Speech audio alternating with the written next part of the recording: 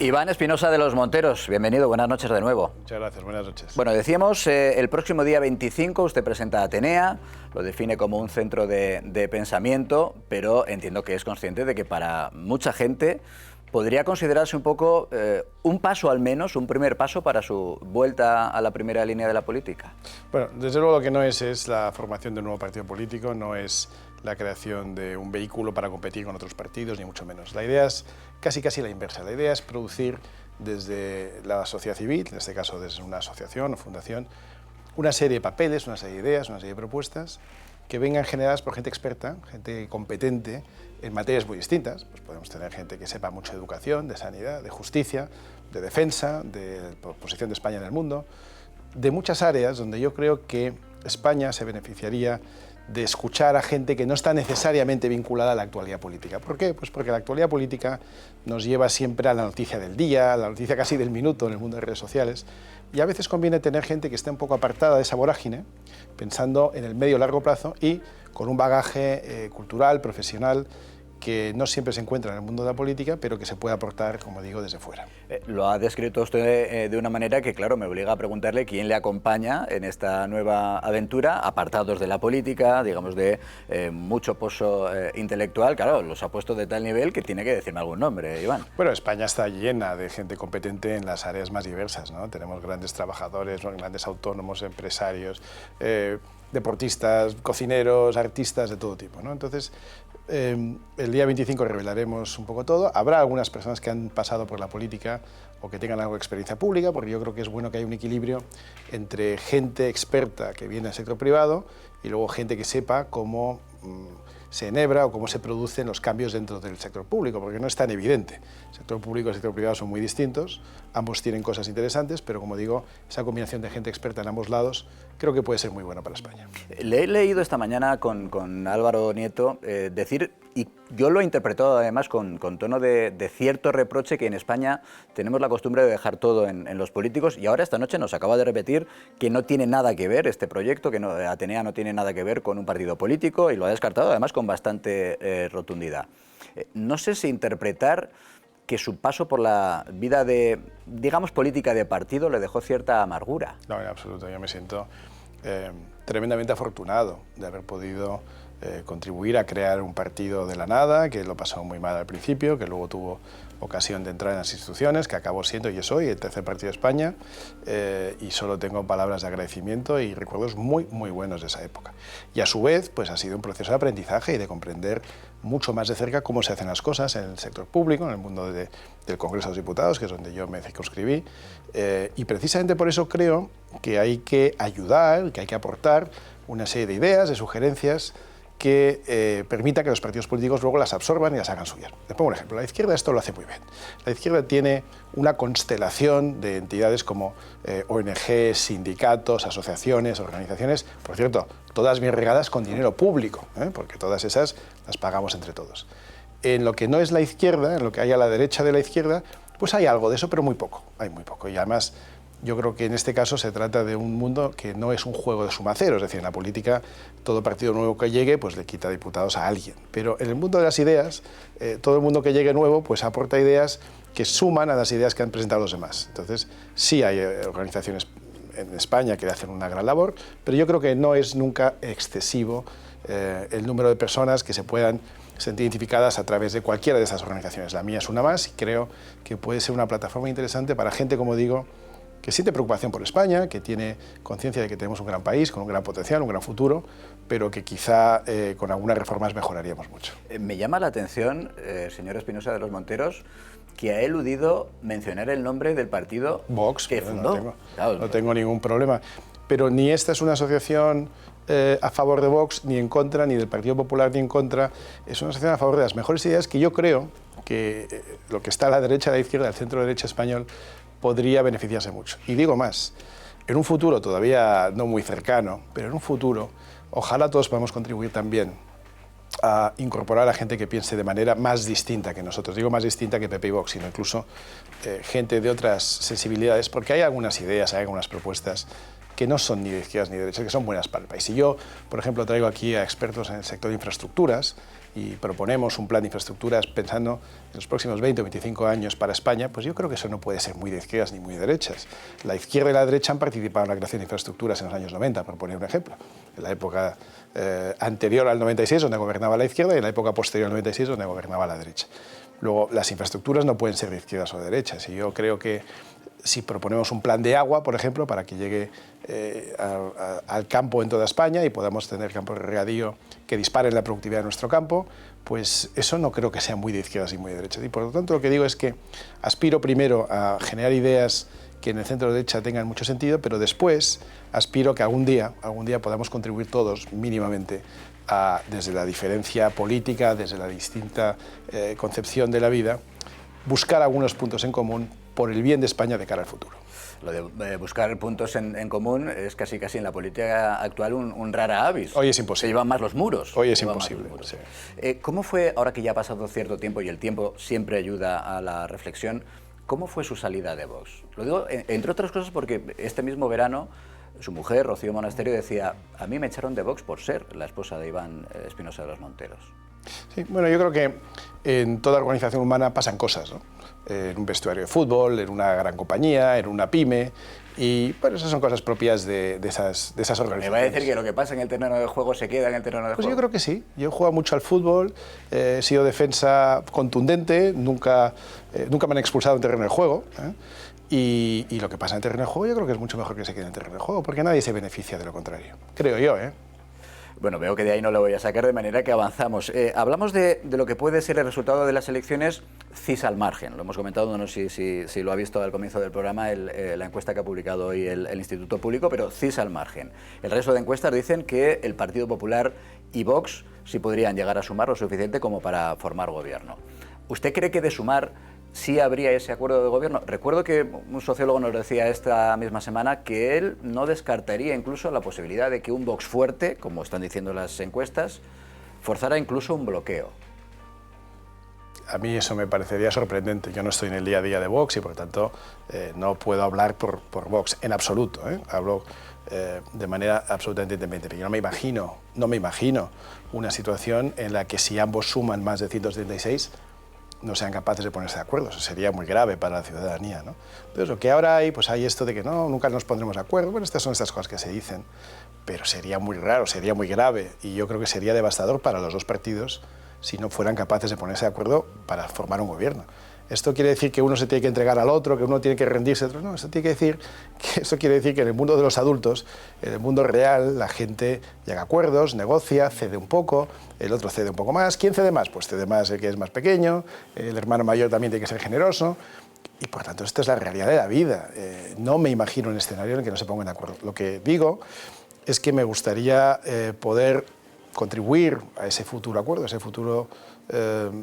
futuro gobierno de centro-derecha, que yo sí creo que llegará más pronto que tarde, con algunas ideas y algunas propuestas que no necesariamente se elaboren por parte de políticos dentro del contexto de su partido político, sino que haya gente de la sociedad civil, gente senior, gente con experiencia, gente que ha demostrado en la vida que sabe de algo. No se puede saber de todo, pero si usted es un general del ejército retirado y ha tenido misiones internacionales, pues probablemente sepa un poco de defensa y de política exterior o de posición de España en el mundo. Si usted ha demostrado ser un excelente gestor sanitario, pues probablemente nos pueda hablar de cómo mejorar nuestro sistema sanitario. O si usted es una persona que conoce bien el mundo de la tecnología, pues probablemente nos pueda hablar de cómo la inteligencia artificial puede ayudar a crear una sociedad mucho más eficiente y muy concretamente una administración pública donde las cosas funcionen más deprisa con menos coste para el ciudadano. El problema es que todo esto no lo vemos con frecuencia en el mundo de la política porque hay unas ciertas barreras de entrada para grandes profesionales que no quieren entrar en la política. Y de hecho esto no sería entrar en política, sería simplemente aportar algunas mejores ideas que luego ya veríamos si los partidos están dispuestos a asumir. En todo caso, su diagnóstico es que no estamos ante una convocatoria inminente de elecciones, que Sánchez agota prácticamente la legislatura, ¿no? La agota y si puede la supera, ¿no? Yo no preveo en ningún escenario, pero yo me puedo equivocar como cualquier otro, pero yo no veo ningún escenario en el que las elecciones sean antes de dentro de 2 años, ¿no? Alguna vez he dicho que creo que pueden ser en mayo del 27, ¿por qué? Porque hay elecciones municipales y creo que Sánchez que sabe que el Partido Socialista no le sigue, la base del Partido Socialista no le sigue como antes, pues se va a movilizar de todas maneras para sus elecciones municipales. O sea, los alcaldes, los concejales sí se movilizan cuando es su puesto de trabajo. Y por tanto, quizá pues, cuente con el efecto arrastre para ese día. Pero también puede prolongar la agonía lo máximo posible y convocar, creo que tiene hasta octubre, si no me equivoco. Sí, estirando los plazos. Estirando los plazos hasta octubre, el 27, pero en cualquier caso, yo no...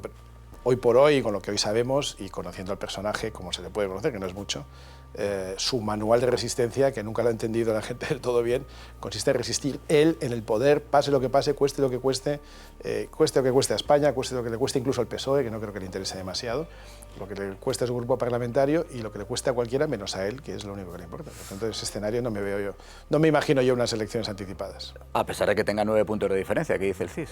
Bueno, es que es, fíjate, una de las cosas en las que yo creo que tenemos que ponernos a trabajar cuanto antes es en la recuperación del prestigio de las instituciones públicas, ¿no? El CIS es una de ellas, no creo que sea de las instituciones más prestigiosas ni más relevantes, pero es un buen ejemplo, ¿no? Si preguntamos hoy a nuestros espectadores quién dirige el CIS, la gente sabe cómo se llama el director del CIS, Tezanos, ¿no? Si yo le pregunto, dígame un nombre de cualquier otro director del CIS de la historia, el anterior, nadie lo sabe, porque no era relevante, porque el CIS era una institución más o menos oscura o más o menos conocida por el mundo del periodismo, pero que no tenía digamos que no tenía un sabor político tan marcado, ¿no? Entonces, si sabemos quién es el director del CIS, si sabemos que se llama Tezanos, es porque sabemos que están utilizando una institución en favor de una ideología de un partido muy concreto. ¿Bien? Pues este es el ejemplo de lo que tenemos que intentar restituir. Le voy a pedir una cosa más, señor Espinosa de los Monteros. Le voy a pedir que se siente con nosotros en la mesa para el análisis, entre otras cosas para conocer su opinión en torno a la educación pública, privada, concertada y decisiones como la de un responsable político al que usted evidentemente conoció muy bien, que es Pablo Iglesias. Así que, si me toma la palabra, en 2 minutos nos sentamos en la mesa de análisis. Vamos para allá. Pues nos ha tomado la palabra Iván Espinosa de los Monteros y está sentado ya en la mesa. ¿Qué os parece ese paso? A mí me ha parecido que ha sido muy contundente, descartando que esto del centro de pensamiento, que han llamado Atenea, es ya el presidente de Atenea, vaya a convertirse en un partido político. Porque mucha gente cuando ha visto hoy la entrevista en The Objective ha dicho, de aquí, tate, sale un partido político. Pero es que eso nunca se sabe, cuando uno empieza nunca se sabe. O sea, yo creo que lo importante es que ahora se van a dedicar a pensar. Y luego ya veremos. ¿Lo vais a inscribir o lo habéis inscrito ya? Es una asociación que ya está inscrita, que si no, no me atrevo a lanzarla de esa manera, que ya está inscrita, que ya tiene su NIF, que tiene ya su número de cuenta. ¿Has abierto esa posibilidad de formar un partido político o no? Yo no estoy en eso ahora. Ahora estamos en esta asociación, como digo, ya está inscrita, tiene su NIF, tiene su cuenta bancaria. Uno se puede ya suscribir, se puede convertir en miembro de la asociación. De hecho, la presentamos, como hemos dicho antes, el día 25. Y las 100 primeras personas que se inscriban pues tendrán su sitio garantizado en esa presentación. Se puede meter uno ya en atenea.org, atenea.org, y ya, aunque la web todavía no está operativa, pero ya se puede ver lo mínimo para darse de alta, y las 100 primeras personas que lleguen, como digo, pues estarán invitadas a la presentación. Y entre esos nombres ilustres, yo tengo que preguntar, entre esos nombres ilustres de gente experimentada de la política, que ha pasado por la política, a mí se me ocurre alguno, por ejemplo, que podría estar en esa presentación, en ese proyecto, como por ejemplo Albert Rivera. A mí se me ocurren muchos nombres deseables, como el de Albert Rivera, que me parece una persona que tendría mucho que aportar. Pero esperaremos al día 25, porque siempre hay movimientos de última hora, fichajes del mercado de invierno. No le vais a sacar de ahí, como he dicho antes, creo que el día fue defensa 25, central y además de los duros, o sea que no lo vais a tener complicado. Isabel. Una cosita, el día 25, ¿por qué? ¿Por algo en especial o porque bueno, está alquilado el local? ¿O? Es el inicio del curso político, hemos alquilado el colegio, un local, hemos alquilado una sala de eventos en el Colegio Oficial de Arquitectos de Madrid, en la calle Hortaleza, un sitio fantástico. Y bueno, pues hay que hacer las cosas un poco con tiempo y yo creo que está todo bastante bien organizado. Vale, entonces ahora la pregunta, porque eso era una anécdota. Yo en esa misma entrevista que ha causado tanto furor en The Objective, me parece que decía en esta entrevista que no es partidario de la reforma de la ley electoral, que tiene mala fama. Y la pregunta que le hago es ¿por qué? Porque mire, le voy a dar los datos que a mí me ponen los pelos de punta de lo que estamos viviendo en España. Puigdemont representa al 1,6% de los españoles. Esquerra Republicana, al 1,8%. Otegi y su partido Bildu, 1,3% de los españoles. Y el PNV, el PNV el 1,12%. Es decir, España está en manos de unos partidos, está cautiva de unos partidos que no llegan al 6% de la población española. Si esto es una representación justa de las cámaras y del pueblo español, yo no lo entiendo. Entonces, decir a día de hoy que quizá en la época de la transición había que le está cayendo. No, pero yo lo argumento. Decir que no le parece mal el yo lo argumento. sistema electoral. Yo lo argumento porque a mí me parece que en la época de la transición hubo que hacer ciertas concesiones entre Arzallus, Pujol, todos sabemos la historia reciente y la comprendemos porque hubo un tránsito a la democracia. Pero hoy hemos visto la maldad de algunas de esas concesiones, como que estemos en menos del 6% en manos de una gente que odia a España, que quiere cambiar, que quiere cargarse la nación española y que está aquí cargándosela gracias a una ley electoral atroz. A mí me lo pregunta todo el mundo, ¿cómo no la cambian? Digo, ¿Atenea cambiaría? ¿Hará propuestas y analizaría ese cambio? Por supuesto que haremos propuestas, pero quiero explicar lo que he dicho, porque no he dicho que me parezca muy bien el electoral. Lo que he dicho es que efectivamente tiene mala fama. ¿Por qué? Porque los partidos que están en el Congreso representan las provincias de las que provienen de una manera bastante parecida. Las provincias, a su vez, se representan en función de la población que tiene esa provincia.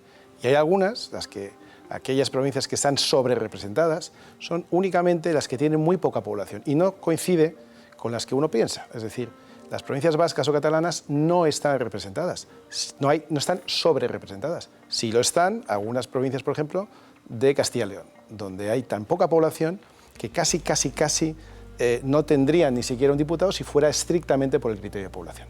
El problema que tenemos, Isabel, es múltiple y tiene que ver con que, primero, hay partidos que no aceptan las reglas básicas de convivencia en nuestro sistema democrático, que para mi gusto no tenían que estar compitiendo en el mercado electoral.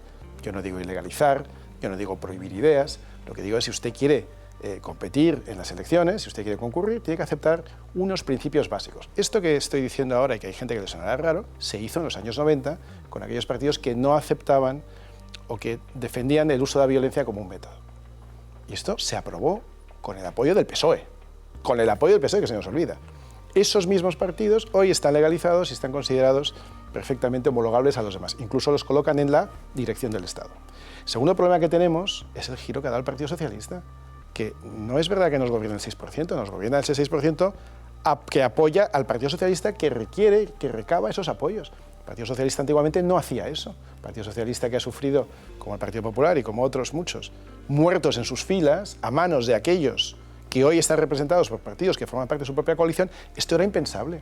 Cuando a Patxi López le dijeron harás cosas que nos helarán la sangre, vamos, no nos imaginamos hasta qué punto tenía razón la madre de los Pagaza. Entonces, este es el segundo problema, un Partido Socialista que se ha entregado a lo peor de España.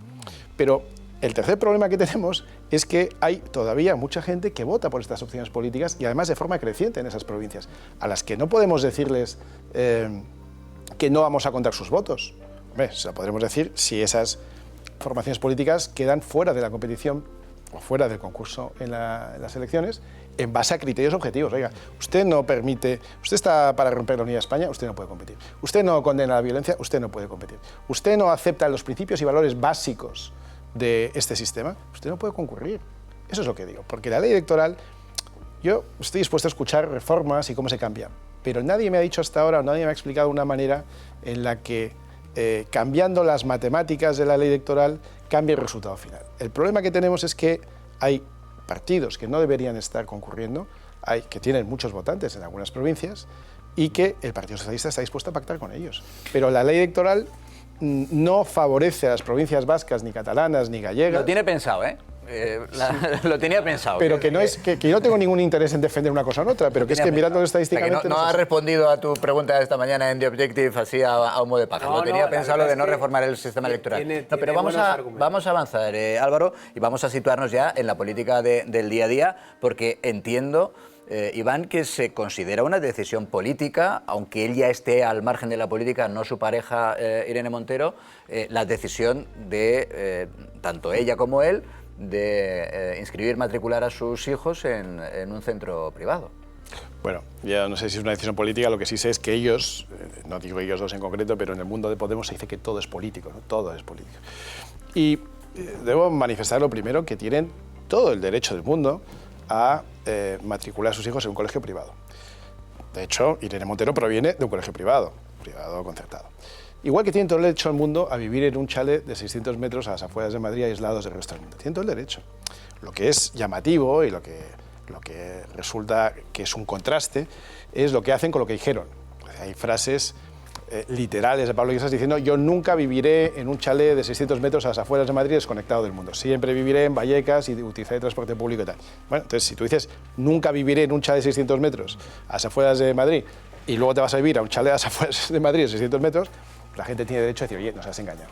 Si tú dices los que llevan a sus hijos a un colegio privado son los ricos que quieren acabar con el derecho de la gente pobre a una educación de calidad, que tienes derecho a decirlo, pero si luego llevas a tus hijos a un colegio privado, entonces ¿qué estás haciendo? Estás incurriendo en una contradicción tremenda y, por tanto, los demás también tenemos derecho a señalar esa contradicción, cosa que, por cierto, en absoluto puede llevar a revelar el colegio de los niños, a acosar a la familia, igual que nunca me ha gustado, vamos, que he condenado siempre los scratches, los que ellos hacían, que luego les hicieron a ellos también. Es decir, todo eso está fuera del contexto político. Eso no es aprobable, no es asumible. Pero que él y ella han dicho cosas y han hecho lo contrario, eso es la cosa más evidente del mundo. Y en el fondo ha sido una bendición porque ha sido la ruptura de Podemos.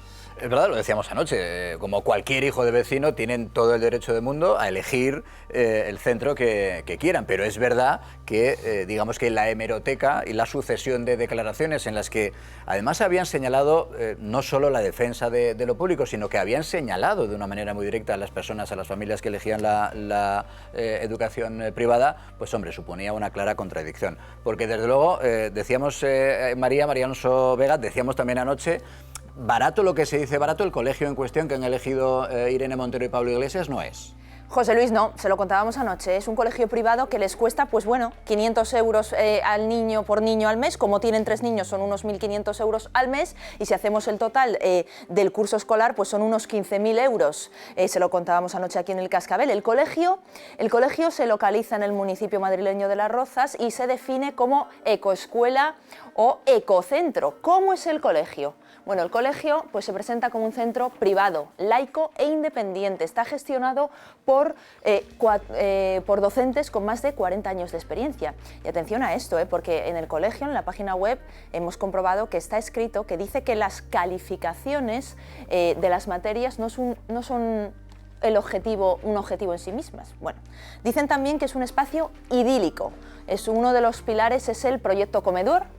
Y el menú pues, está preparado con alimentos de temporada y productos de kilómetro cero. Hay también opciones vegetarianas y las meriendas las definen como cool. Así lo definen ellos mismos, con yogur de cabra, con tortitas de arroz, granola o pipacilla. Dirán ustedes en casa que qué es eso de pipacilla. Bueno, pues es una especie de nocilla casera hecha con pipas, cacao, miel y leche de avena. Nos preguntamos, ¿dónde queda el bocadillo de pan con la onza de chocolate? Bueno, el proyecto comedor está además formado por una comisión de ecodelegados con sus econormas. Eso está escrito ahí en la página web. Y se habla también de respeto a la identidad sexual y, como no, entre sus celebraciones está el Día de la Mujer, el 8M. José Luis. Gracias, María. Te estaba viendo tus reacciones y la cara, Álvaro, que ponías cuando escuchábamos a María y he pensado, yo creo que no va a ser el colegio que elija Álvaro para sus hijos. Yo creo por lo que sea. A mí me deberían pagar por llevar a mis hijos ahí, o sea, no, yo no pagaría ni un euro, vamos. Porque es que tiene trampa, es un colegio pijobre, es decir, es pijo, está bien el término, pero es también pobre. Entonces, realmente es un colegio muy adaptado a la filosofía Podemos, es un colegio privado, pero todo es muy eco, todo es muy progre, todo es muy... Y entonces eso tapa un poco que los lleves a un colegio de tanto coste, ¿no? Usted, Iván, conoció, lógicamente, obviamente, conoció muy bien a Pablo Iglesias en su época de la política de partidos que decíamos antes. ¿Le ha sorprendido? No. ¿O con lo del chalet ya no? No. El chalet fue realmente el punto de inflexión. Y insisto que yo creo que esto es buenísimo, porque es que esto es muy representativo, muy ilustrativo. Todavía hay gente, es que a mí me asombra, ¿no? Después de 150 años de experiencia, todavía hay gente que cree en el marxismo, todavía hay gente que cree que es que esta vez lo vamos a hacer distinto, porque nunca se ha aplicado el marxismo bien. El marxismo bueno es el que traigo yo. Y es que siempre los mismos, los dirigentes ultraizquierda aplican a los demás un rasero distinto que se aplican a sí mismos, ¿no? Entonces es muy sano que esto se vea. Insisto en que tienen todo el derecho del mundo. Y una vez que ha salido la noticia, yo espero que dejen a sus hijos en paz y que no les acosen y que, por supuesto, pero que no se olvide. Que no se olvide que te dicen una cosa y practican la contraria.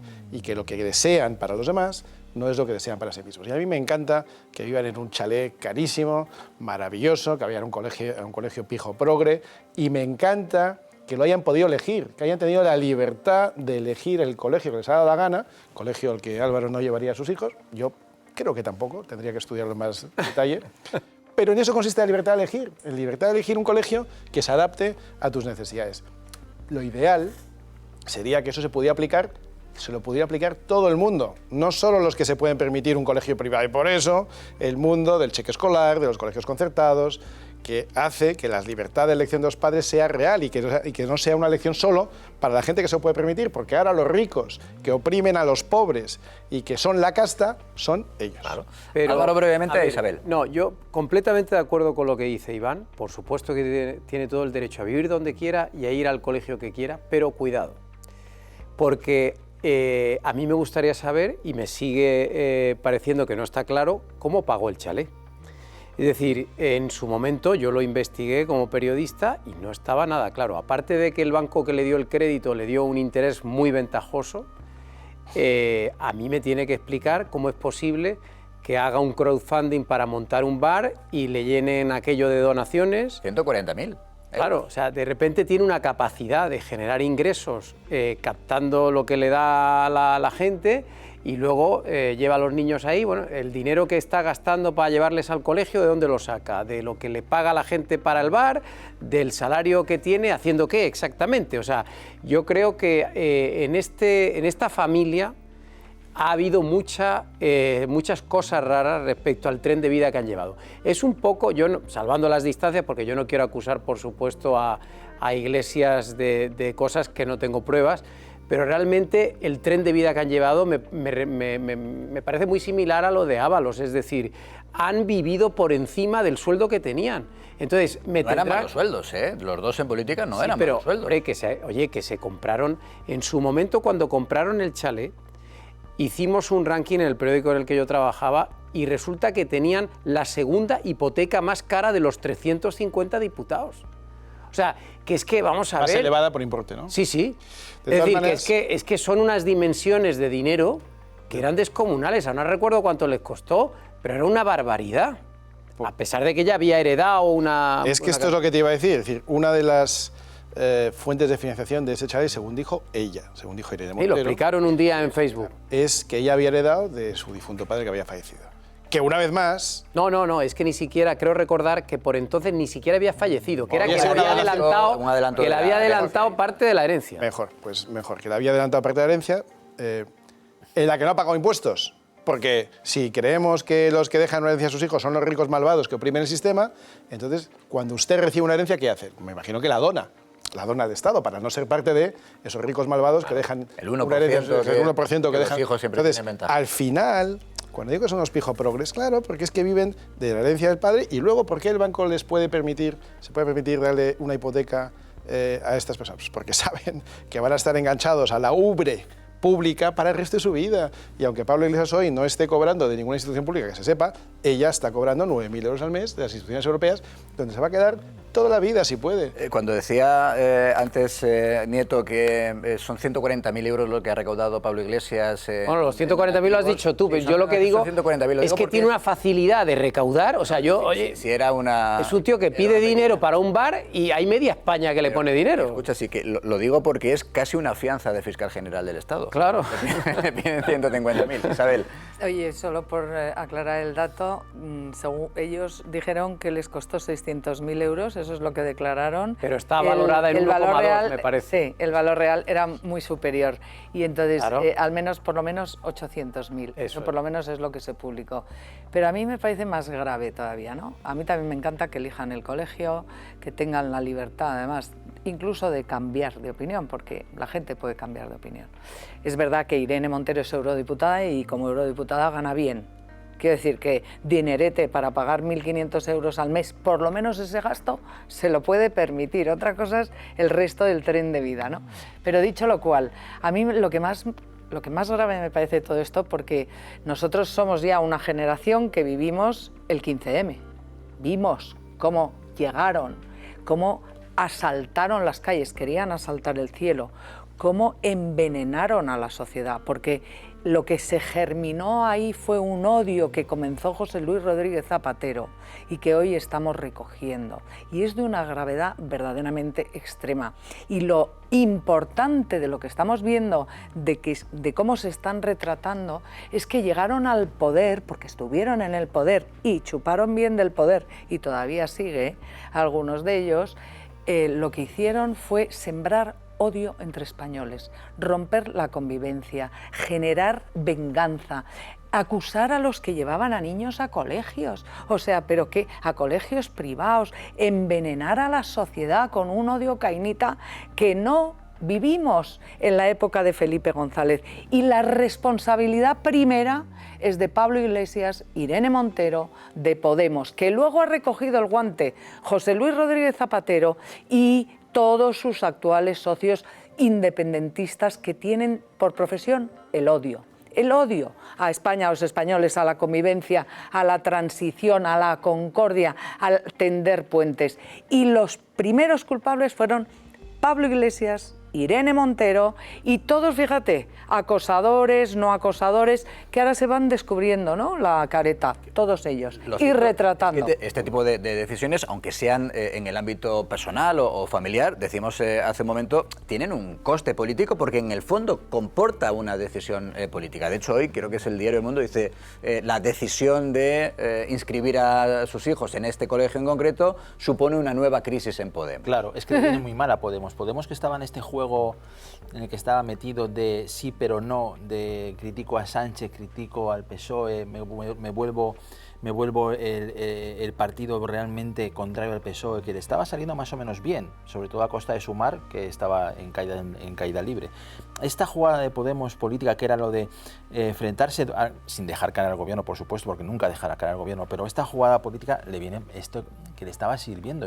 Podemos estaba empezando a recuperar voto a costa de Sumar, pero le iba bien esa filosofía. Un escándalo o un caso como el de este le viene muy mal, y además es un buen torpedo en la línea de flotación de un partido que empezaba a respirar algo. Bueno, aprovechando que tenemos a Iván Espinosa de Los Monteros, quiero comentar también la que es sin duda una de las noticias que además en este caso ha dado la vuelta al mundo entero, que es el asesinato de ese joven, de ese activista, de ese influencer cercano a Donald Trump, su asesinato en Utah. Todavía vamos a conectar de inmediato, por supuesto, con nuestro corresponsal en Estados Unidos, pero Iván Espinosa de Los Monteros es un gran conocedor de la sociedad norteamericana y me gustaría conocer cuál es su valoración de ese crimen absolutamente a sangre fría. Todavía se busca al asesino. Y yo decía al comienzo, hay algunas interpretaciones a las que le parece lo escandaloso que Donald Trump esté diciendo que se le ha asesinado por sus ideas.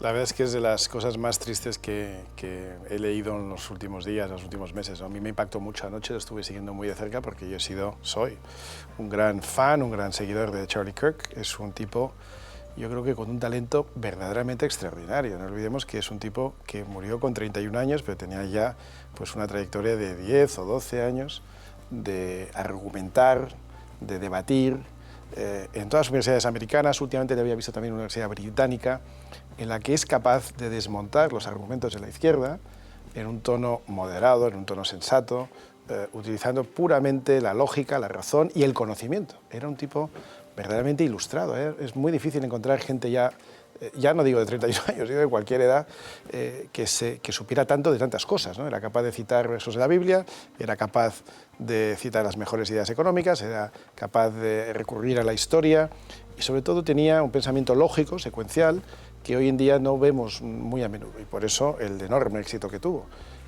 Ayer en la Universidad de Utah, donde fue asesinado, las imágenes, que son terribles, las imágenes muestran un campus abarrotado de gente, pero abarrotado, no sé cuántas miles de personas había ahí, pero algunos estaban en el nivel del suelo, otros estaban en los balcones, o sea, es una persona que suscitaba verdaderamente una capacidad de liderazgo tremenda, y yo creo que parte del secreto es que él nunca negaba el debate.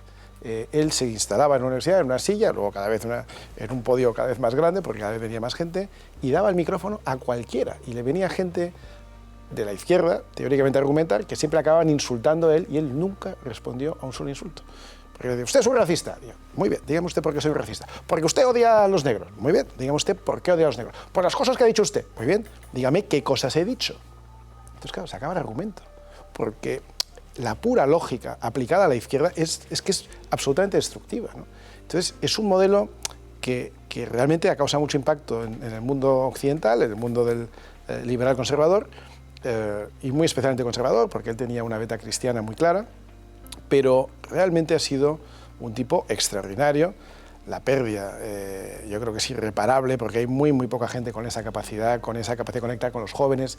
Él ha sido un gran líder para llevar a los jóvenes hacia el campo republicano, porque los jóvenes no siempre, sobre todo en las universidades americanas que están muy adoctrinadas hacia la izquierda, pues aquí habían encontrado un referente único, joven como ellos, pero capaz de argumentar y de convencer mediante la retórica. Una verdadera pérdida y, por supuesto, un ejemplo más, lamentablemente, de lo violenta que puede llegar a ser la izquierda en todo el mundo. Claro, porque ese reproche que se le hace a Trump, en el fondo parece que es puramente evidente. Todavía, insistimos, no se ha dado con el asesino, pero todo parece indicar que el motivo del crimen es puramente ideológico.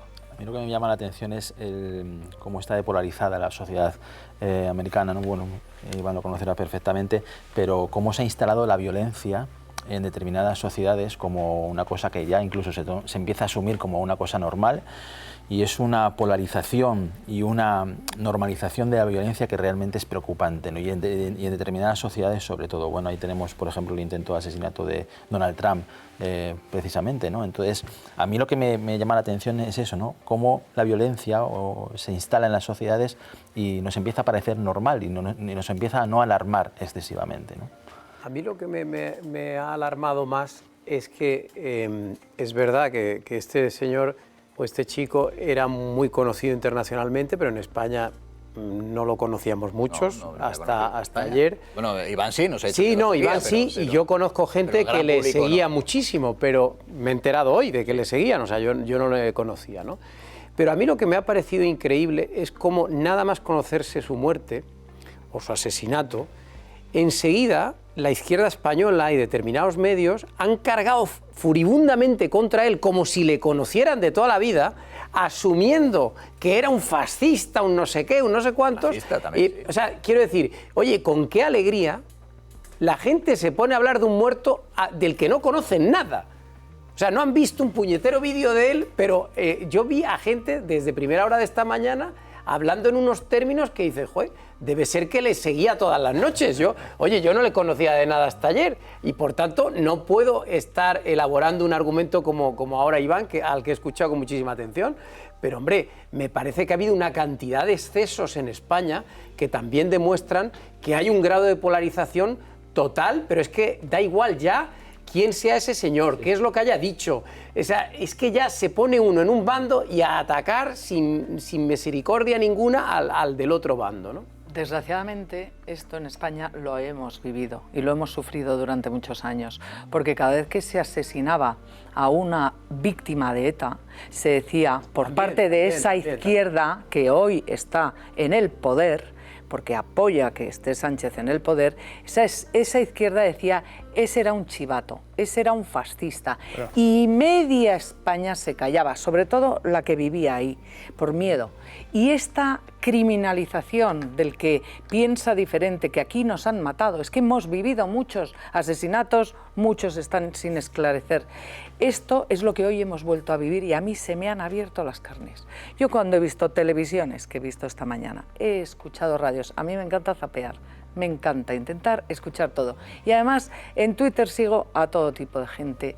Se me han abierto las carnes. Porque eso de decir que era un fascista, antitrans, anti no sé qué, pero ¿qué me está usted diciendo? ¿Que se lo ha buscado? No. Cuando precisamente este chico, yo me enteré porque mi hija se enteró, porque sigue mucho las redes y tal. Mamá, mira lo que ha pasado. Y yo decía, ¿y este quién es? Pues es un trampista y me puse a ver anoche, ¿no?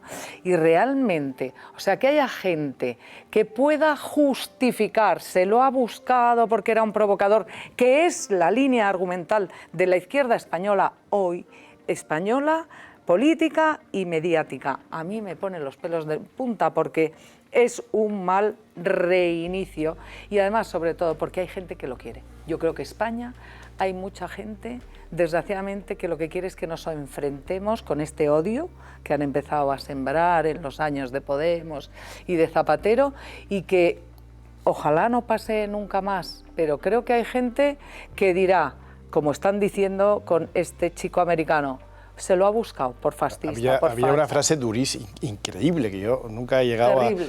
Había una frase terrible que era, algo habrá hecho. Sí, claro. Algo habrá hecho implica, no tengo ni idea de quién es, algo habrá pero si lo ha matado, pues justificado estará, porque algo habrá hecho, para merecer el asesinato. Lo de hoy ni siquiera era el algo habrá hecho, lo de hoy era, no, es que claro, era un fascista, me dicen los míos que era así, ¿no? Me dicen los míos de mi lado del muro que era así. Nada, Oye, Álvaro, y el uso del vocabulario, del lenguaje, siempre... Charlie Kirk muere, esto lo he leído yo hoy, muere tras recibir una bala. O sea, parece que la bala pasaba por ahí y el tío se puso en medio para recibirla y entonces muere. No, oiga, no muere, es asesinado. No recibe, le han disparado. Y tiene una motivación, bueno, es verdad que no conocemos todavía al asesino, pero tiene toda la pinta de que un tío que se sube a una azotea con un rifle muy parecido al que intentó matar a Trump, pues hombre, parece... Y con las balas, y con unas balas parece ser en las que venía escrito eso dice, antifascista. O sea, con mensaje la bala, ¿no? Pero sí que tengo que deciros una cosa. Yo, por ejemplo, de Trump, hoy he echado de menos una cosa, porque teniendo toda la razón de pedir que recen por él, y desde aquí lo pedimos también a todo el mundo, y de llevarse las manos a la cabeza, cuando Trump solo se ha fijado en la mitad de los que han sido acosados e incluso asesinados en Estados Unidos por sus creencias políticas, no ha recordado que había una senadora y su marido demócrata también, que han sido asesinados también en Estados Unidos. Y la responsabilidad de cualquier... Claro, y la responsabilidad de todos los políticos hoy, máxime del presidente de Estados Unidos y tal y como está el mundo, es... intentar ser ecuánimes, intentar llamar a la concordia a todos. Es verdad que en este momento es cargar contra los asesinos o el asesino de este caso concreto, pero hombre, habrá que llamar un poco a la ecuanimidad, es el sospechoso. Estas son fotografías que ha hecho públicas el FBI para tratar de conseguir la colaboración ciudadana, que da la impresión de que están recibiendo mucha colaboración ciudadana para dar con el máximo sospechoso a esta hora del asesinato de ese activista pro-Trump, el señor Kirk, que, insisto, todavía esa operación para dar con el presunto asesino sigue activa, porque el presunto asesino continúa libre. Vamos a volver de inmediato a Estados Unidos con nuestro corresponsal. Sí, Iván. Se abre, por cierto, y con esto no quiero ya acaparar más atención, pero se abre un dilema enorme ahora en la derecha americana, que es Charlie Kirk representaba la facción más sensata, prudente, moderada, en la forma en la que decía las cosas, aunque los argumentos a uno le gusten más o le gusten menos, pero era claramente un hombre capaz de dialogar con la izquierda, normalmente para debatir con ella y derrotarla, pero era una persona tremendamente educada, formal, sensata, moderada en las formas, como digo, siempre un vocabulario adecuado, siempre las ideas y cuidando las formas. Claro, si esa persona acaba asesinada, ¿cuál es la respuesta de la derecha? ¿Más moderación o más radicalización? Pues este es el debate que se abre ahora en Estados Unidos, lamentablemente, más allá de la tragedia humana. Moderación, sin duda. Creo que eso Siempre, debería además, imperar si ese en el era mundo. el ejemplo de Charlie Kirk. Sin duda. Sí, pero si ese, que era el ejemplo, acaba asesinado, pues no estoy seguro de que esa vaya a ser la respuesta. Lo Entonces veremos, nos lo matamos veremos. todos. Pues Iván Espinosa de los Monteros, gracias por acompañarnos esta noche en el Cascabel. Manténganos informados de los argumentos a los que lleguen en Atenea, que es ese centro de pensamiento que no tiene nada que ver con un partido político, que eso nos lo ha dejado muy claro. Es correcto. Gracias, Iván Muchas Espinosa de los gracias. Monteros.